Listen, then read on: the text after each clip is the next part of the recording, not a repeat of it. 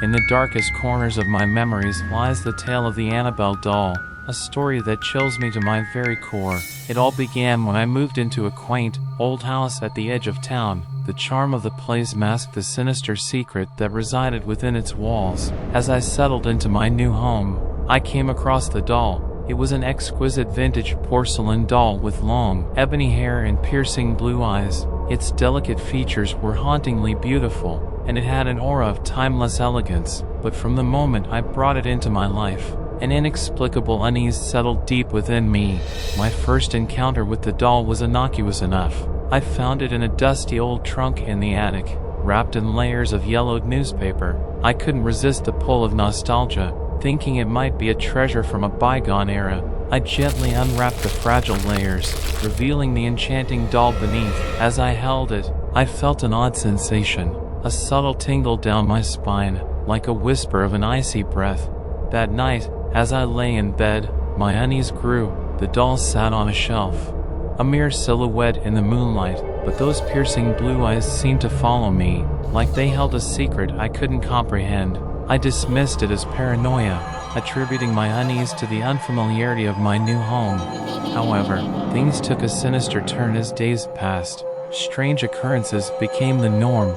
At first, it was subtle, like the faint sound of soft footsteps echoing through the house when I knew I was alone. The doll's posture seemed to change subtly, as if she'd shifted during the night, and I couldn't remember doing it. I convinced myself that the old house was just settling, creaking in the wind, and that I was just forgetful.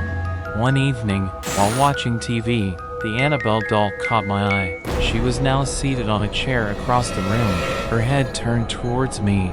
I'd placed her on the shelf earlier that day. A shiver ran down my spine as I approached the doll, my heart pounding in my chest. I picked her up, feeling her porcelain body, and returned her to the shelf, certain that I'd somehow moved her and forgotten.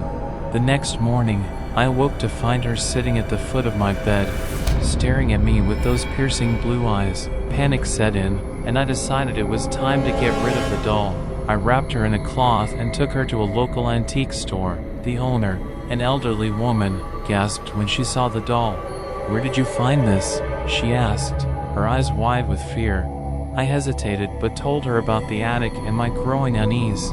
She nodded and revealed the haunting history of the Annabelle doll. The doll, she explained, had once belonged to a young girl who died tragically in the house decades ago. The girl's restless spirit was believed to be bound to the doll. It was rumored that the girl had tried to warn her family of impending doom, but no one had listened until it was too late. The shop owner advised me to leave the doll at a nearby church. It was there that a priest performed a cleansing ritual, and I thought my nightmare would finally be over.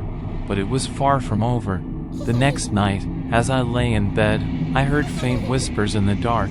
It was the voice of a young girl, soft and barely audible. She repeated, "Help me," over and over, her pleas growing more desperate. Terror overwhelmed me, and I turned on the lights. The Annabelle doll sat at the foot of my bed, her porcelain lips seemingly forming the words, "Help me." I couldn't bear it any longer. I wrapped the doll in layers of cloth, encasing her in a wooden box. With a heavy heart, I buried it deep in the forest, hoping it would be lost forever. But the haunting continued. The eerie whispers, the inexplicable occurrences, and the overwhelming dread that the girl's spirit was no longer trapped within the doll, but had found a new home. I live in constant fear, knowing that the Annabelle doll's curse will never truly leave me. It seems that no matter how far I run, she will always be there, lurking in the shadows, her piercing blue eyes watching, her whispers haunting my every step. In the end, I realized that I had become a part of the Annabelle doll's horrifying legacy, forever bound to the chilling tale of a haunted doll that defied all attempts to escape its malevolent grasp. It all began on a gloomy autumn evening, the kind that sends a shiver down your spine. I had always been intrigued by the supernatural, but I never expected to experience it firsthand. Little did I know that the haunted doll I stumbled upon would turn my life into a chilling nightmare. My name is Sarah, and I had just moved into an old Victorian house in a quiet, picturesque town. The moment I set foot inside, I felt an eerie presence, as if the walls themselves whispered secrets of the past. The previous owner had left behind a box filled with peculiar artifacts, among them a doll that would change everything.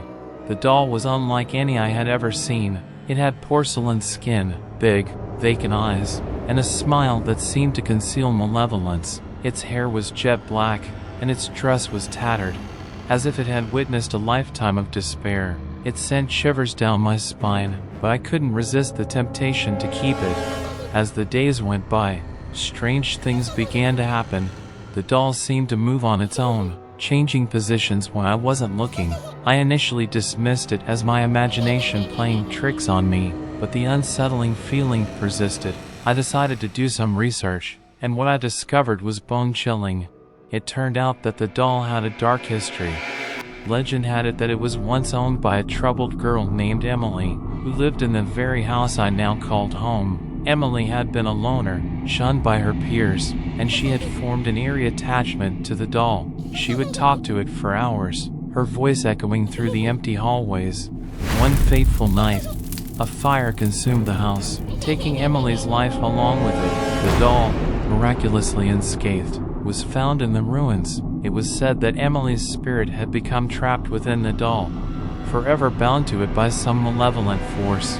Terrified by this revelation, I decided to confide in my friend, Lucy, who was well versed in the paranormal. She agreed to come over and investigate. As soon as she entered the house, her face turned pale, and she confirmed my worst fears. The doll was indeed haunted by Emily's tormented spirit. Lucy advised me to get rid of the doll immediately, but it seemed impossible to part with it. It was as if the doll had cast a sinister spell on me, drawing me closer to its dark presence. I decided to keep it locked away in a wooden chest, hoping that would put an end to the paranormal activity. However, the doll had other plans. It began to communicate with me in my dreams, whispering eerie messages that filled me with dread. Emily's voice would echo in my mind, begging for release from her cursed existence. I was tormented night after night, unable to escape the haunting visions. Desperation drove me to seek the help of a renowned paranormal expert, Samuel Blackwell. He arrived at my house with a sense of gravity, armed with various tools of his trade. As soon as he laid eyes on the doll, he confirmed the malevolent energy it harbored. Blackwell believed that we had to perform a ritual to free Emily's trapped spirit. The ritual was intricate and required utmost precision. We gathered in the dimly lit living room, the air heavy with anticipation. Candles flickered, casting eerie shadows on the walls as we chanted incantations that seemed to resonate with the doll's dark energy. Suddenly, the room grew ice cold, and a haunting wail filled the air. The doll's vacant eyes flickered to life, and it levitated off the ground, suspended in midair. Emily's tormented voice grew louder, pleading for release. We pressed on, determined to complete the ritual. As the final incantation left our lips, a blinding light engulfed the room, and an otherworldly force seemed to tear the doll apart. Emily's spirit emerged, her form ethereal and translucent. She looked at me with eyes filled with gratitude before dissipating into the unknown. The room returned to normal. The chilling presence that had haunted the house finally lifted. Blackwell assured me that Emily's spirit was now at peace, free from the torment that had bound her to the doll for so long. In the aftermath, I couldn't help but reflect on the harrowing ordeal I had endured. The haunted doll had brought me to the brink of madness, but it had also led me to an understanding of the supernatural that I could have never imagined. Emily's story would forever serve as a reminder of the thin line between the living and the dead, and the power of the unknown that lurks in the shadows of our world. I eventually moved away from that house, leaving the haunted doll and its dark history behind.